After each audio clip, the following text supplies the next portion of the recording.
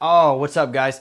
I was just getting a quick workout in, trying to get strong. Let me go ahead and put the dumbbell down and let's get straight into it. So as you know, I do not shy away from update videos. There is new information that is pertinent and I want to update everybody on it because I know that's what a lot of people were saying after the last video dropped. I actually filmed it before the AMA came out. I got on the AMA, figured out what they were talking about. So I'm going to explain all of this more in depth in a second. We're going to get a brief overview of it and then I'm going to give you what I'm thinking on the project now with the new information that's available. Strong chain versus other chains. What makes them different? Updates on the FTM nodes. Whether or not the strong chain is going to be open sourced and available for other projects to build on. What incentives are there to switch from a first generation ETH node to a second generation ETH node or any other node? The revenue forecast for strong chain, as well as what that revenue will be used for and how much the fees are going to be comparatively to other platforms like strong chain. How will a new token affect its native token, its OG token? There's a new white paper coming out. If the reward pool is dry before strong chain is live, what is the plan? The 10% allocation of your buy-in to the node for future revenue, where does that money go? And how is strong cycled through the system? And can they inject more from anywhere at any time?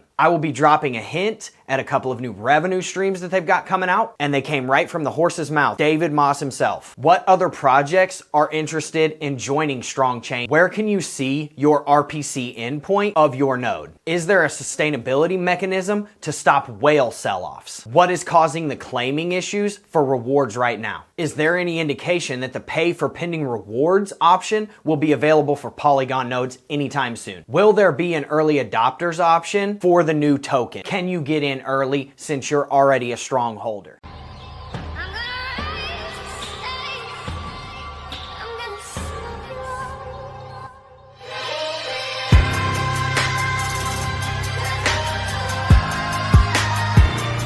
So first things first, I just want to thank everybody for showing up to the videos. I appreciate all the new subscribers that I'm getting. I appreciate everyone commenting new projects that they want to see me drop videos on. I appreciate all the likes, all of the love and support. It absolutely means a ton to me. And I don't think you guys realize how much of a difference it makes. The feedback has been great. So keep that coming. If you've got anything for me, drop it in the comments section. Make sure you're smashing that like button. Make sure you're banging on the notification bell after you hit that subscribe button. I honestly appreciate it so much. So let's get right into it. How does Strong Chain differ from other projects, other chains? So from what David Moss says, and this is yet to be confirmed, he's stating that Strongblock actually has more transactions than most other chains on the Ethereum mainnet. Strongblock is technically in one of the top spots right under OpenSea, which you know how many transactions OpenSea gets per day. And in my opinion, that's actually kind of bullish. It doesn't mean that that makes them able to pay out rewards, but it is a good thing. That shows mass adoption. He referenced like building a new city. They've been successful in this city that was somebody else's. Now they're looking to start up their own thing and allow other projects to build on that platform. He listed everything from gaming to metaverse to NFTs, all types of stuff willing to build on this platform. And we'll touch on that here in just a minute. Now I know I've kind of given Strongblock a hard time and a lot of grief. And if you don't know that, go watch the other Strongblock video. I'm not retracting anything that I said about their numbers. What I'm saying is I'm bringing in what they have coming out new and what they have in their pipeline. That way people can make educated decisions based upon the entire market and all the information that is available. So he also said there's going to be node migration and node transfers that are going to be available, and apparently that's already built. That's pretty bullish in and of itself, and stay tuned because there's a reason for that, why that is a big deal, and I'll tell you here in just a minute because it actually could bring in more revenue and make people more money based on just that fact alone. He said on Ethereum or any other layer 2, it's going to be harder for Strong to grow because $17 billion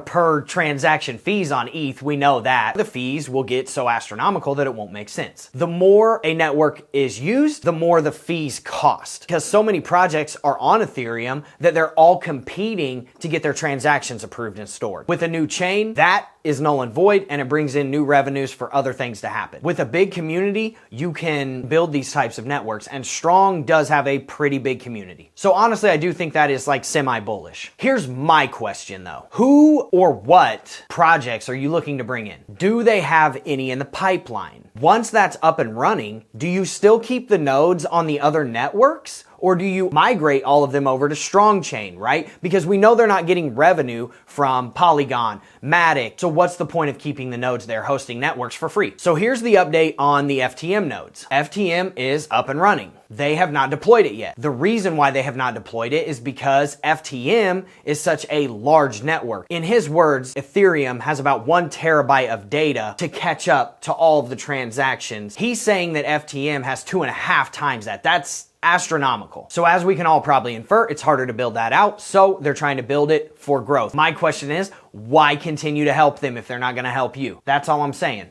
So they actually picked up a couple of my questions in the AMA. I'll tell you which ones they are, but here's the first one. My question was about, is this protocol going to be open sourced? Can people build on it? Does it cost anything to build on it? Like, are they going to bring in any revenue? And what are the fees going to be comparatively to other networks like AVAX, Polygon, FTM? That's kind of the whole point. We'll answer those other questions later because that's in another question that they actually picked up of mine as well that got voted into the AMA questions. So from what he says, Strong Chain is an EVM compatible layer 2 with a bridge to the ETH network, Matic network, and Phantom network. He said that some of them are actually already built. But another question. Every time he answers a question, I have more questions. Which ones are built? I feel like if they would expound upon these a little bit further and he wouldn't go off on his crazy tangents talking about how he used to tour the world and do all this stuff, speaking for EOS.io, we would get a lot more accomplished in these AMAs. He said that the protocol will be open sourced, that there will be native tokens, and that compatibility and bridges will be built to all of the other networks that they're helping host right now. Okay, cool. I totally get that. That means you can bring in revenue through other projects building on your platform from the fees on that platform, probably help bring in revenue from the fees on the bridge to those networks.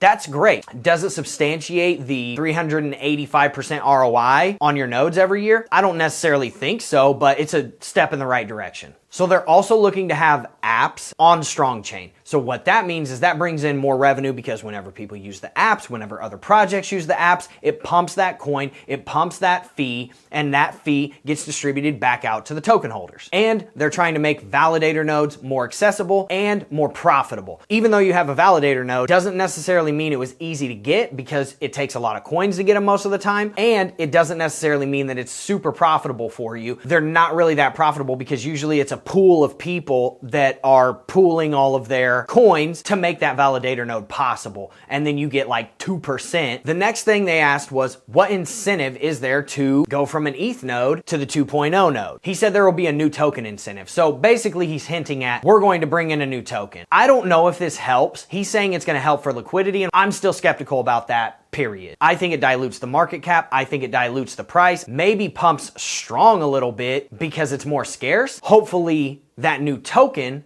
doesn't make Strong obsolete. So then there's the transferability of nodes. There will be a node marketplace where you can buy and sell your nodes. And pay attention for what comes here in a few minutes because there's a reason why that's going to be a big deal. You can transfer your ETH1 nodes to wherever for minimal amount of money. All of those components are essentially built at this point, almost ready to rock, which begs the question, why isn't it already dropped? Apparently it's very expensive to try to do this on the ETH network. Now, I don't know if I necessarily believe all of this because none of it can technically be confirmed. It could just be, hey, we're trying to calm everybody down, but we'll see. Other incentives, he said, will come later. He's hiding behind this whole corporate privacy veil. We don't want people to steal our ideas, blah, blah, blah. I get it to a certain extent, but like, come on, man. Give us something here. And then he basically just said, we'll be dropping new tokens on Strong Chain. That's that. And the community will actually get first mover advantage over the venture capital because all of the node holders have already been in the project and been supporting the ecosystem, like the new tokens, the new apps, the new nodes, projects, whatever. Everybody gets first dibs on that. One thing I do want to say just really quick, I want to interject. There was a lot of people demanding, hey, David Moss needs to be on this. So he did show up. He played his role. He did exactly what he's supposed to do. There was an overwhelming amount of just like fanboy stuff where everybody was just like digging everything he said. No one was asking in the comments like other questions and stuff like that. They were just kind of taking what he said verbatim.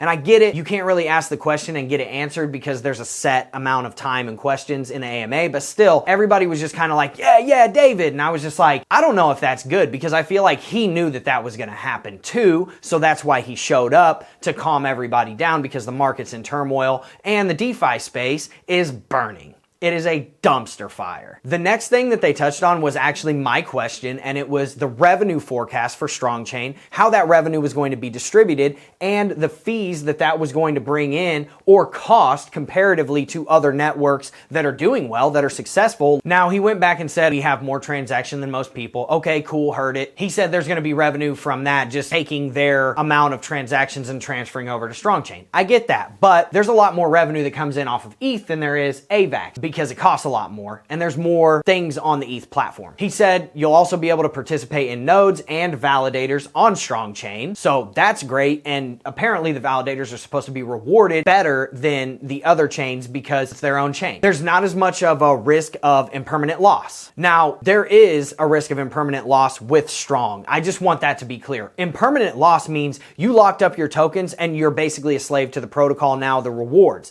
So if that token goes to nothing and it sells off faster than you can get your rewards out, that's impermanent loss. So with him saying, oh, there's no more risk of impermanent loss or there's less risk, that's not true. I don't believe that at all. Now, he essentially said all the revenue or most of the revenue will be used for the rewards. I don't necessarily believe that either because there's marketing fees. You got to pay the people that are building your network. You got to pay for your infrastructure. You got to pay for the cloud hosting. You got to pay for all of that stuff. And also you have to find other revenue generation streams. You can't rely 100% on your token holders to sustain the entire ecosystem. And we'll get into that in just a minute. I get it, they're doing that, but I'm still a little bit of a skeptic and I try to play devil's advocate on that as well. There's no way that all of that brings in enough money to pay out everybody, especially if the protocol keeps growing at like 1% every single day, period. They're talking about making investments. I really don't like this. And I hope that they're not talking about like investing in other DeFi projects because dude, we see how that's working. How you doing, Thor? How you doing, Time Wonderland?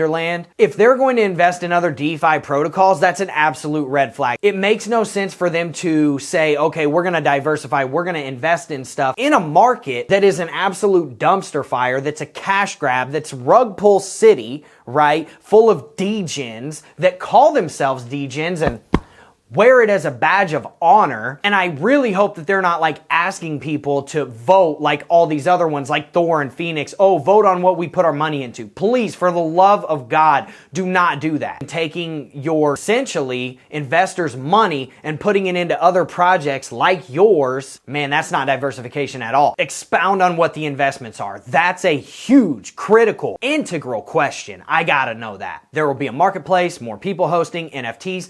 I hate the NFT thing. I'm just gonna be real. No one's competing with OpenSea. I don't care what you say. Strongblock can't sell any more NFTs for their nodes. I don't care what you say. It just is what it is. So like the NFT thing, miss me with it. Unless he's talking about other projects dropping NFT on Strong's platform, which what makes those projects NFTs actually good, actually worth it. And essentially the revenue is dependent upon the community. That's a big red flag too. So the Strong community has to support the new Strong chain in order to pay themselves. That's just not awesome. Heisman. Yeah, he totally sidestepped the question about what the actual fees are going to look like comparatively to other networks. So I didn't really like that, but whatever, we'll figure it out eventually, I guess. So moving on, how will the new token affect Strong Token? He seems bullish on it. He seems like the new token is going to add liquidity. I think that actually dilutes the project. I think that actually dilutes the market cap and the price and the value of the other coins, but he's saying that it's going to pump economically, making Strongblock's actual coin right now that they have worth more. I don't necessarily see that as happening. What I do see is giving the previous node holders the ability to get into the new coin at like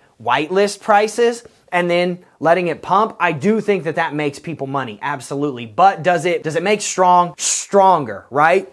Not really. And apparently there's going to be something with you can convert your Strong tokens to the new token. That's just robbing Peter to pay Paul. That doesn't really add anything in my opinion. If they're saying that they're going to peg it to Strong, like Strong is a stable coin, dude, no, it's not. The only reason Strong is stable right now is because it's basically pegged to ETH, and ETH costs way too much in terms of claiming your rewards for people to claim them every single day, like Thor and all these other ones are getting absolutely demolished every single day. So if you peg it to that, which is pegged to ETH, I don't necessarily think that that is a good idea. And spoiler alert, there's supposed to be dropping a new white paper soon. He said like in the next couple of weeks. Interested to see what that says. I've noticed this overabundance of them hiding behind this secrecy veil. We don't want people to steal our ideas. Well, if you guys are that good and you guys are that good of engineers, you should be able to make and implement this before people can steal the ideas. That's all I'm saying. And this goes back to the investments thing. They tout their project as, hey, we have the best engineers, coders, and blah, blah, blah in the industry. What about your finance people? Are they good too? Are they the best in the industry? Because that's who you would want handling your investments. You don't want an engineer handling your investments, just like you wouldn't want a financial advisor trying to code for you. So let's talk about the rewards pool, because a lot of people are freaking out thinking that's going to dry up. And it is. Real talk. He said that they have plans. He didn't expound upon it, but he said that their plans to replenish the rewards pool doesn't even hinge on the fact that Strong Chain is in operation. That's weird. Okay, so then that leads me into the other question that I raised in the previous video. So where is that coming from? If that's the case, they don't have a treasury. Where are they storing those tokens? Are they just storing them on exchanges and then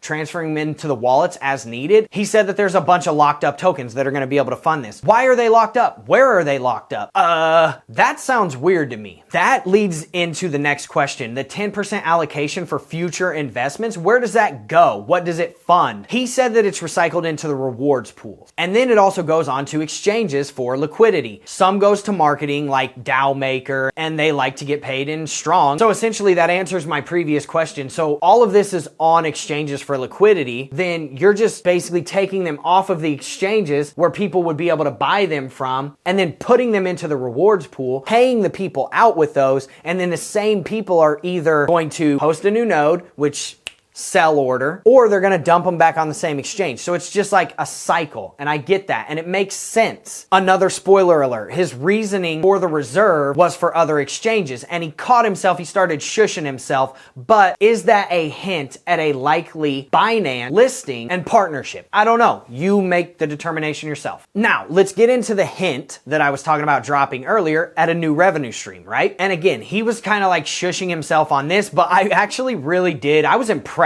with this idea. Like this one was good. I get it. I understand it. So they're going to have restricted pools where you, like mining pools, rewards pools, right? And you have to have a certain node to get in that pool. So your node number is going to matter. When it was set up is going to matter. And if you don't have a node that was set up before X date or under, X number of nodes, then you can't get into those pools. These are going to be like exclusivity. I actually love that. I love the exclusivity of it. I love the creation of urgency of it. I love that actually. I think that's a really good idea. But does it bring in much revenue? I don't know. But does it make nodes worthwhile? Absolutely. And do those nodes go up in cost? Definitely. And then does it create a market for the node NFTs, each node having its own NFT? Absolutely. So then they talked about what other projects are interested in joining Strong Chain. He told us literally nothing. He gave us no hints. He said gaming, metaverse, NFTs. Okay, cool. He did say that Strong has been talking to a bunch of different projects. The consensus is come to us when you have a chain. Bam, Heisman again. Totally sidestepped and hid behind that like corporate cloak, right? Period. Another thing that kind of, I don't know, is it just like seemed unimportant and rubbed me the wrong way. They're like worried about what they're going to name the new token. Dude, who cares? Bring in some money for your investors. You can name it Daffy Duck Coin for all I care. Get to the money, honey. So then here's the answer to Node RPC endpoints. He's basically stating that, and I haven't confirmed this, I haven't tried it, I haven't done it yet, so don't jump down my throat if it doesn't work. I'm just saying what he said. He said that you can hook up your MetaMask to your Node's RPC endpoint, and you can run Ethereum mainnet off of that node. Try it out. Let me know if it works. He's also stating that they're working on building those into the background for the revenue side of it. So like MetaMask just comes with nodes and wallets. Basically what he's saying is we're trying to find other like MetaMasks out there that we can build strong nodes into and then be rewarded for that. I don't know if that works because clearly the other platforms that you're helping host, they don't pay you anything. So I'm not gonna sit here and assume that these guys are gonna pay you anything. Also, it would have been nice to tell people like how to do that, right? Like, oh, you want to see your MetaMask run on your node? Here's how you do it. So now, is there a sustainability mechanism to stop large sell-offs? Not really. That was his answer. They're trying to make better incentives for holding. That's essentially what it is. Well, having it on the Ethereum network is a pretty big incentive for you to not take your rewards because you got to pay like $14 billion They want to have better incentives for like staking and converting and holding and compounding into new nodes. Okay, cool. So you're trying to keep the coins in the protocol. Totally get it. Sounds familiar. Basically what he's saying is you have to have other things for people to do in the meantime. You can't just give them one thing and be like, oh, just create nodes. Like you need to have apps, you need to have other transactions and other chains and other projects running on those chains and stuff like that, like expanding that visibility. And again, hiding behind the corporate cloak, hiding behind the secrecy thing, not really answering much of the question. Then he was asked, okay, what are causing the claim issues? The claim issues were because the rewards pools were drying out because people were claiming too fast. So if that's happening on Ethereum, what stops that from happening on Strongchain if Strongchain's supposed to be better, cheaper, faster? Spoiler alert, what stops it is they're gonna print a new token, which dilutes everything. Not necessarily a good idea. And then he's like, oh, we have an untapped supply. Dude, why? Where's it at? What are you doing with it? Why? I just don't get the untapped supply thing. That's just really weird to me. Then he said that the pay for pending rewards thing on Polygon is ready to go. They're just trying to figure out when to drop it. It's all about timing. He said their biggest obstacles are time and priority. I don't think your biggest obstacles are time and priority. I think it's revenue generation and keeping that coin price up, dude. That just makes no sense to me. Time and priority. I get it. You're saying you have like a million things that you could roll out, but you got to figure out which one takes precedent. Cool. But bring in anything that brings in revenue, roll that out first, homie. Now, with all of that being said, I just want to thank everybody for showing up to the video. I hope this update kind of helps you understand StrongBlock a little bit better. I know it makes me feel a little bit better about it, but my stance still remains. Get all of your money and your principal out before you start compounding into new nodes. Period. Now, if you want to buy some nodes now when they're like $300, $350 per coin, it only costs like $3K to get in, totally get it, understandable. Do your thing, do whatever you want to do. I'm not telling you what to do, I'm not telling you what not to do. Just make sure you're getting your money and you're getting your ROI before you start compounding and diversifying into other node projects, right? Now, was some of this stuff bullish? Absolutely, I totally get that. And I touched on that, but every question that's answered always brings more questions. So for me, being the inquisitive mind that I am, right, I'm trying to pick this thing apart and find the holes in it. So if they fill those holes, great. If they don't, probably finito, sayonara, all she wrote, au revoir, all of that stuff, right? Now, I appreciate everybody showing up to the video. Hopefully this is a good update video for you. I hope it doesn't rub anybody the wrong way because I'm trying to not take as much of a stance on it, but I did tell you what I would be doing or what I am doing in this situation. So with all that being said, make sure you bang that notification bell after you subscribe, right? Comment anything you want to see in the comments section. I know my last StrongBlock video did extremely well because a lot of people wanted to see it. So tell me what you want. Make sure you smash that like button like somebody just dissed your mom. You already know what time it is. I will see you guys in the next video. Thanks for showing up.